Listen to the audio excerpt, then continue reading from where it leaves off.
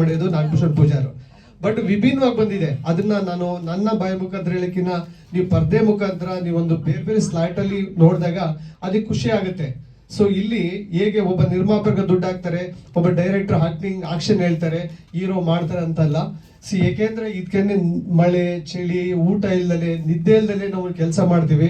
ಒಂದು ಹಿಂದೆ ಪರ್ದೆ ಹಿಂದೆ 1000 ಜನ ಕೆಲಸ ಮಾಡ್ತೀವಿ, ಪರ್ದೆ ಮುಂದೆ ಎಷ್ಟೋ ಜನ ಬಂದು ನೋಡಿದಾಗ ಅದು ಕಂಟೆಂಟ್ ನೀವು ಇಷ್ಟ ಆದಾಗ ತಾಯಿ ಬಗ್ಗೆ ಒಂದು ಭಾರತ ಬಗ್ಗೆ ರಾಜ್ಯದ ಬಗ್ಗೆ ಇದೊಂದು ಕಂಟೆಂಟ್ ಇದ್ದಾಗ ಅದೊಂದು ಮೂವಿ.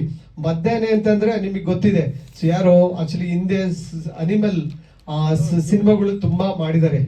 ಸೊ ಉದಯ್ ಶಂಕರ್ ಅಂತ ಏನೋ ಬರ್ತಾರೆ, ಫುಲ್ಲು ಅನಿಮಲ್ ಇಟ್ಕೊಂಡು ಅಂಬರೀಷ್ಗೆ ವಿಷ್ಣುವರ್ಧನ್ ಸರ್ಗೆ ದೊಡ್ಡ ಮಾಡಿದ್ದಾರೆ. ಈ ಗಂಧದ ಗುಡಿ ಎಸ್ಪೆಷಲಿ ರಾಜ್ಕುಮಾರ್ ಸರ್ ಹೇಳ್ಬೇಕಂತಂದ್ರೆ, ಜನರಿಂದ ನಾನು ಮೇಲೆ ಬಂದೆ, ಜನರಿಂದ ನಾ ದೇವರಿಂದ ಅಂದ್ಬಿಟ್ಟು ಅತಿ ಹೆಚ್ಚು ದೊಡ್ಡ ಪದಗಳು ಹಂಸಲೇಖ ಸಾರು ಮೂವಿನಲ್ಲಿ ಗೊತ್ತಿದೆ, ಆಕಸ್ಮಿಕದಲ್ಲಿ ನೋಡಿದ್ರೆ ಕೇಳಿದಿರ.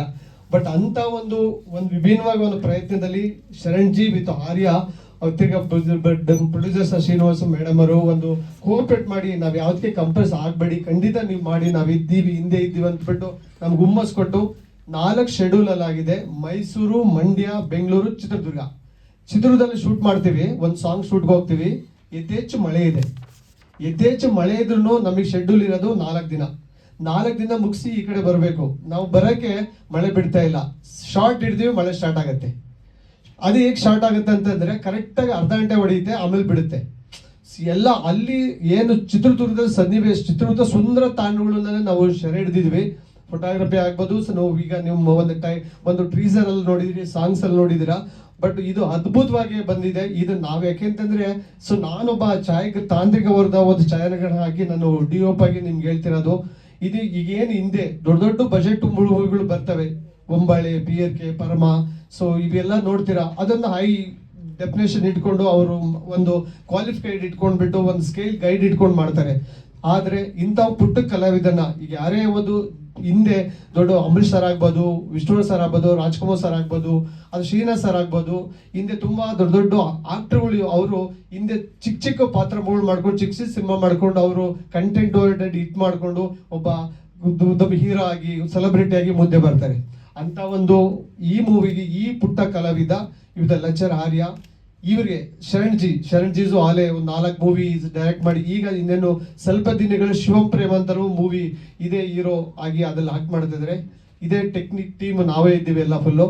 ಅದು ಸ್ವಲ್ಪ ದಿನ ಇದು ಆಗ್ತಿದೆ. ಜೂನ್ 12ಕ್ಕೆ ಸಿನಿಮಾ ನಿಮ್ಮ ಕರ್ನಾಟಕದಾದ್ಯಂತದ ಬರುತ್ತೆ. ನಿಮ್ಮ ಮಾಧ್ಯಮ ಮಿತ್ರರಿಗೂ ನಾನು ಪದೇ ಹೇಳ್ತೀನಿ, ಪತ್ರಿಕೆ ಮಿತ್ರಗಳು ಯಥೇಚ್ಛವಾಗಿ ಇದನ್ನ ಎಲ್ಲಿ ಸ್ಲಾಟ್ ಇದೆ ಕಳಿಸಿ, ನಮ್ಮ ಜನಗಳನ್ನ ಥಿಯೇಟರ್ ಬರಂಗ್ ಮಾಡಿ. ಇದಕ್ಕೆ ಒಳ್ಳೆ ರಿವ್ಯೂಸ್ ಕೊಟ್ಟಾಗ ಅವರು ಜನಗಳು ಥಿಯೇಟರ್ ಕರೆ ಬರ್ತಾರೆ, ಚಪ್ಪಾಳೆ ತರ್ತಾರೆ. ನಮ್ಮಲ್ಲಿ ಹೃದಯದಲ್ಲಿರ್ತಕ್ಕಂಥ ಕಲ್ಮಶ ಅಂದ್ರೆ ಇದರಲ್ಲಿ ಬೇರೆದೊಂದು ಆಯ್ಕೆ ಮಾಡ್ಕೊಡಿ. ಈಗ ಅಮ್ಮ ಹೇಳಿದ್ರು ನನಗೆ ಜಸ್ಟ್ ಅವನಿಗೆ ಭಗವಂತ ದೇವಸ್ಥಾನದಲ್ಲಿ ಇರ್ತಾನೆ, ಅವ್ನಿಗೆ ಬಾಗ್ಲಾಗ್ತೀವಿ, ಪೂಜೆ ಮಾಡ್ತೀವಿ, ಅಭಿಷೇಕ ಮಾಡ್ತೀವಿ.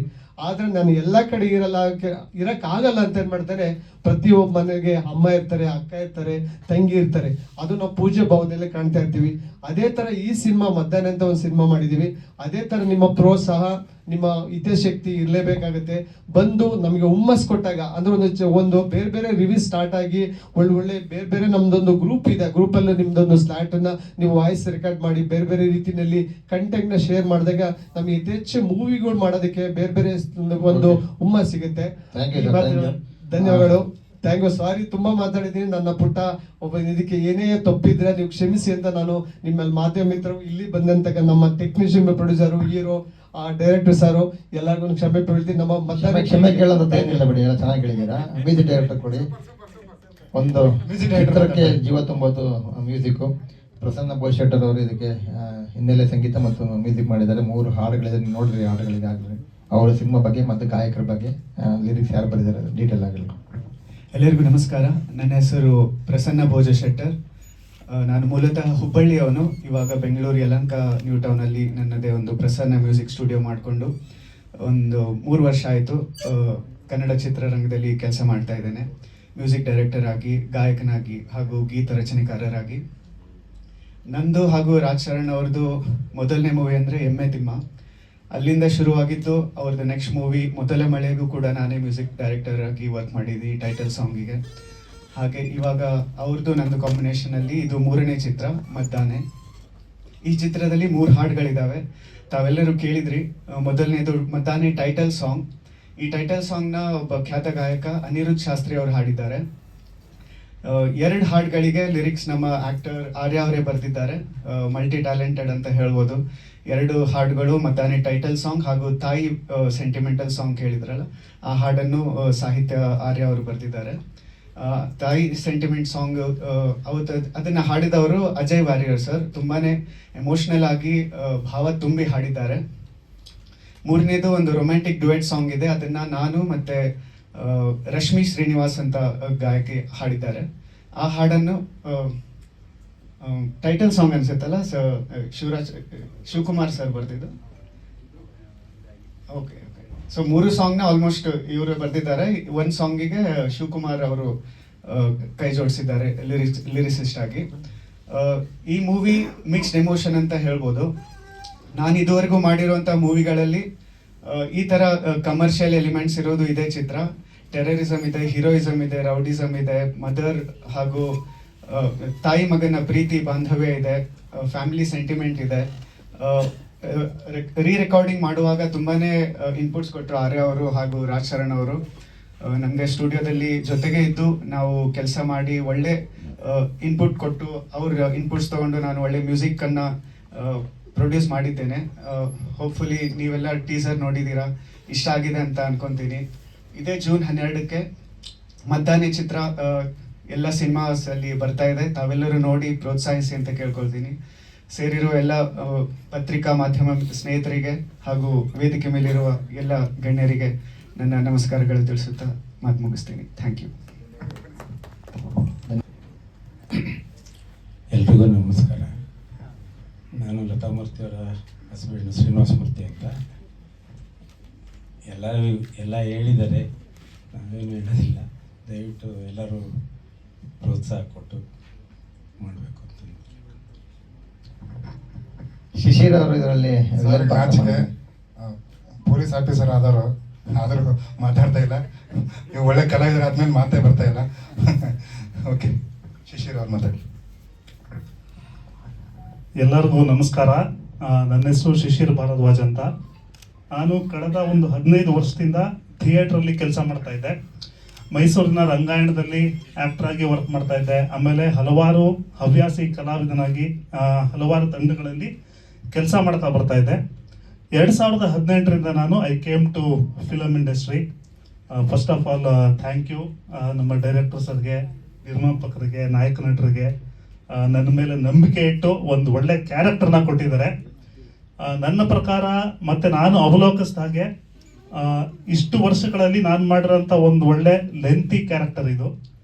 ನನಗೆ ಇದರಲ್ಲಿ ಏನು ಚಾಲೆಂಜೆಟಿಕ್ ಅಂತ ಅನ್ನಿಸ್ತು ಅಂತಂದರೆ, ಆ್ಯಕ್ಟ್ ಮಾಡ್ಬೇಕಾದ್ರೆ ನನಗೆ ಶೂಟಿಂಗ್ ಮಾಡ್ಬೇಕಾದ್ರೆ ಇಂಪ್ರೂವೈಸೇಷನ್ ಮಾಡ್ಕೊಳ್ಳೋದಕ್ಕೆ ನಮ್ಗೆ ಒಳ್ಳೆ ಸ್ಪೇಸ್ ಇತ್ತು. ಸೊ ನಮಗೆ ಹೆಂಗೆ ಇಂಪ್ರೂವೈಸೇಷನ್ ಮಾಡ್ಕೋಬೇಕು ಎಲ್ಲ ಇಂಪ್ರೂವೈಸೇಷನ್ ಮಾಡಿಕೊಂಡು ಆ್ಯಕ್ಟ್ ಮಾಡಿದೆ. ಬಟ್ ಡಬ್ಬಿಂಗಿಗೆ ಬಂದಾಗ ಸ್ವಲ್ಪ ಸ್ಟ್ರಗಲಿಂಗ್ ಅನ್ನಂತರೂ ನಮಗೊಂಚೂರು ಗೊತ್ತಾಯ್ತು. ಅವಾಗ ಇಷ್ಟು ನಂಗೆ ಒಳ್ಳೆ ಎಕ್ಸ್ಪೀರಿಯನ್ಸ್ ಆಗಿದೆ ಈ ಸಿನಿಮಾದಲ್ಲಿ. ಒನ್ಸ್ ಅಗೇನ್ ಎಲ್ಲರಿಗೂ ಥ್ಯಾಂಕ್ ಯು. ಕೊನೆಯದಾಗಿ ಈ ತಂಡಕ್ಕೆ ಶುಭ ಹಾರೈಸಲಿಕ್ಕೆ ಬಂದಿರುವಂಥ ಮೋಕ್ಷಗೊಂಡಂ ಗುರೂಜಿ ಅವರು ಮಾತಾಡ್ತಾರೆ. ಎಲ್ರಿಗೂ ನಮಸ್ಕಾರ. ಹೆಚ್ಚಿಗೆ ಸಮಯ ತಗೊಳ್ಳೋದ. ಸೊ ಯಾಕಂದರೆ ನಾವು ಇಲ್ಲೂ ಇರೋದ್ರಿಂದ ಅರ್ಥ ಆಗುತ್ತೆ ಸಮಯದ ಮೌಲ್ಯ ಏನು ಅನ್ನೋದು. ಆರ್ಯ ನನಗೆ ತುಂಬ ಆತ್ಮೀಯರು. ಸುಮಾರು 7-8 ವರ್ಷದಿಂದ ಅವ್ರ ಜರ್ನಿ ನೋಡ್ತಾ ಇದ್ದೀನಿ. ಅವ್ರ ಸ್ಟ್ರಗಲ್, ಅವ್ರ ಪ್ಯಾಷನ್ನು, ಸಿನಿಮಾ ಬಗ್ಗೆ ಇರೋವಂಥದ್ದು. ಅವ್ರು ಹೇಳಿದಾಗೆ ಈ ಸಿನಿಮಾ ಕ್ಲಾಪಿಂಗ್ ನಾನು ಮಾಡಿದ್ದೆ. ನಾನು ಕಾರಣಾಂತರಗಳಿಂದ ಜರ್ನಿ ಆಮೇಲೆ ಬೇರೆ ರೂಟಲ್ಲಿ ಹೋಯಿತು. So in the mean while ಏನಾಗ್ತಾ ಇದೆ ಈ ಸಿನಿಮಾ ಬಗ್ಗೆ ಅನ್ನೋದ್ರ ಬಗ್ಗೆ ನನಗೂ ಅಷ್ಟು ಗೊತ್ತಿರಲಿಲ್ಲ. ಬಟ್ ಗ್ರ್ಯಾಜುಲಿ ಮತ್ತೆ ಕನೆಕ್ಟ್ ಆದ್ವಿ. ಅವ್ರ ಅಪ್ಡೇಟ್ಸ್ ಎಲ್ಲ ಹೇಳಿದ್ರು. ಈಗ ರಿಲೀಸ್ವರೆಗೂ ಬಂದಿದೆ ಸಿನಿಮಾ ಅಂತ ಹೇಳಿದ್ರು. ಭಾಳ ಖುಷಿ ಆಯಿತು. ಮೊದಲನೇದು ಈ title, it's a very very powerful title ಅಂತ ಹೇಳೋದಕ್ಕೆ ಇಷ್ಟಪಡ್ತೀನಿ ನಾನು. ಮದ್ದಾನೆ ಅನ್ನೋದು ಒಬ್ಬ ಎ ಲಿಸ್ಟ್ ಹೀರೋ, ಒಬ್ಬ ಸೂಪರ್ ಸ್ಟಾರ್, ದರ್ಶನ್ ಅಂತ ಒಬ್ಬ ಸೂಪರ್ ಸ್ಟಾರ್ ಆಗಲಿ, ಯಶ್ ಅಂತ ಒಬ್ಬ ಸೂಪರ್ ಸ್ಟಾರ್ ಆಗಲಿ, ಅವ್ರಿಗೆ ಸೂಟ್ ಆಗುವಂಥ ಒಂದು ಟೈಟ್ಲ್ ಇದು. Because we all can feel it. ಆ ವೈಬ್ಸ್ ನಮಗೆ ಗೊತ್ತಾಗುತ್ತೆ. ಒಂದು ಟೈಟ್ಲು, ಅದರಲ್ಲಿರುವಂಥ ಒಂದು ಪವರ್, ಎನರ್ಜಿ ಏನಂತ. ಸೊ ಆ ಟೈಟ್ಲ್ ನೀವು ತೊಗೊಂಡಿದ್ದೀರಾ, ಅದನ್ನು ಇಟ್ಕೊಂಡು ಸಿನಿಮಾ ಮಾಡಿದ್ದೀರಾ ಅಂದರೆ 30% ಆಲ್ರೆಡಿ ನೀವು ಗೆದ್ದುಬಿಟ್ಟಿದ್ದೀರಾ ನಾನು ಹೇಳಬೇಕಾಗುತ್ತೆ ನಾನು. ಸೊ ಡೆಫಿನೆಟ್ಲಿ ಆ ಟೈಟ್ಲ್ ಜಸ್ಟಿಫಿಕೇಶನ್ ಕೊಟ್ಟಿರ್ತೀರಾ ನಿರ್ದೇಶಕರು ಅಂತ ನಾನು ಭಾವಿಸ್ತಾ ಇದ್ದೀನಿ ನಾನು. ಶೂರ್ಲಿ, ಬಿಕಾಸ್ ಸ್ಟೋರಿ ಕೂಡ ನನಗೆ ಗೊತ್ತಿರೋದ್ರಿಂದ ಹಲವಾರು ಶೇಡ್ಸ್ ಇದೆ ಇದರಲ್ಲಿ. ಹಲವಾರು ಪ್ರೇಕ್ಷಕರನ್ನ ಅವರ ಆಸಕ್ತಿನ ಹಿಡಿದಿಡುವಂಥ ಒಂದು ಎಲ್ಲ ಅಂಶಗಳು ಸಹ ಇದೆ. ಚೆನ್ನಾಗಿದೆ ಸಿನಿಮಾ. ಆರ್ಯ ಸಕ್ಸಸ್ ಆಗಲಿ ನಿಮಗೆ. ನಿಮ್ಮ ಈ ಹೊಸ ತಂಡದ ಬಗ್ಗೆ ಹೆಚ್ಚಿಗೆ ನನಗೆ ಪರಿಚಯ ಇಲ್ಲದಿರೋದ್ರಿಂದ ಬೇರೆ ಯಾರ ಬಗ್ಗೆ ನಾನು ಮಾತಾಡೋದಿಲ್ಲ. So as Arya told, he's a well educated person, ಒಂದು ವೆಲ್ ಲರ್ನ್ ಬ್ಯಾಕ್ಗ್ರೌಂಡಿಂದ ಬಂದಿರುವಂಥವ್ರು. ಸೊ ಇಂಥವ್ರು ಬರಬೇಕು ಚಿತ್ರರಂಗಕ್ಕೆ, ಕನ್ನಡ ಚಿತ್ರರಂಗಕ್ಕೆ ಹೊಸ ಹೀರೋಗಳು ಬರಬೇಕು.